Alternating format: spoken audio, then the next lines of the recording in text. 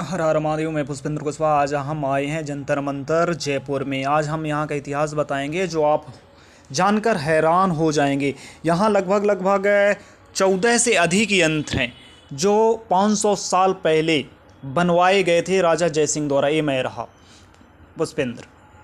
चलिए तो अब पूरी जानकारी यहाँ देते हैं। ये जंतर मंतर जयपुर में है। 14 से अधिक यंत्र जो बनवाए गए थे उस समय, मापक यंत्र सबसे महत्वपूर्ण। उस समय घड़ी लगभग नहीं थी, ऐसा कह सकता हूँ। तो राजा महाराज जो थे उन्हें समय का कैसा ज्ञान होता था।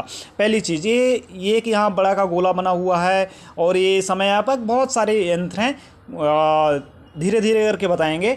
इसमें से सबसे नक्षत्र, जब बच्चा पैदा होता था हिंदू राशि में, सनातन धर्म में बहुत ज़्यादा राशि, 12 राशि लगभग होती हैं, जो किस राशि में बच्चा पैदा होता है इसकी जानकारी यहाँ के द्वारा एग्जैक्ट समय पता चल जाता था।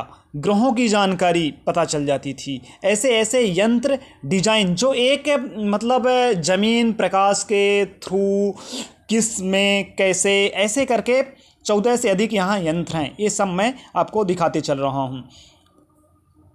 अर्थात कहने का अर्थ है कि हमारी भारतीय संस्कृति बहुत आगे थी, बहुत महान थी।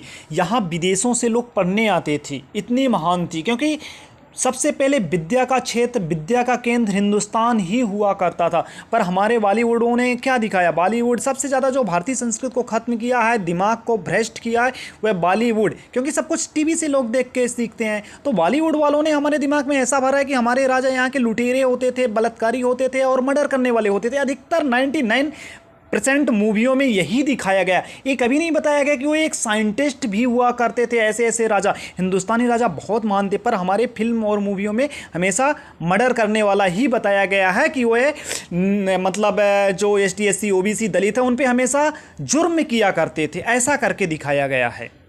बॉलीवुड फिल्म में तो ब्राह्मणों को भी लुटेरा बना दिया गया। पूरे लगभग फिल्म में कि हर पंडित लुटेरा होता है, बनिया चोर होता है, ऐसा करके दिखाया गया। मतलब आने वाली पीढ़ी को ये बताया गया कि ऐसा था, जबकि ऐसा बिल्कुल नहीं था।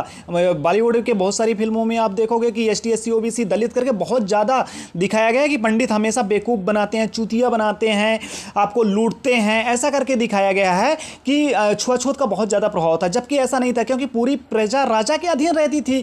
तो फिर कहाँ से वो पंडित ब्राह्मण कहाँ से ऐसा करेंगे कि बहुत ज़्यादा जाति का वो था, फर्क था। पर नहीं, बॉलीवुड की फिल्मों में यही दिखाया गया कि छुआछूत का बहुत ज़्यादा महत्व था। पानी नहीं पीने देते थे। हाँ, कुछ जगह कुछ क्षेत्र में हो सकता था कि ऐसा हुआ हो, पर बाकी सब राजा के अधीन था। तो जो राजा चाहता था वही होता था ना, सीधी सी बात है। पर नहीं, हमें कुछ और ही बताया गया। बॉलीवुड फिल्मों में, मूवियों में कुछ और ही बताया गया। हमारे दिमाग को वॉश किया गया ऐसे ऐसे करके।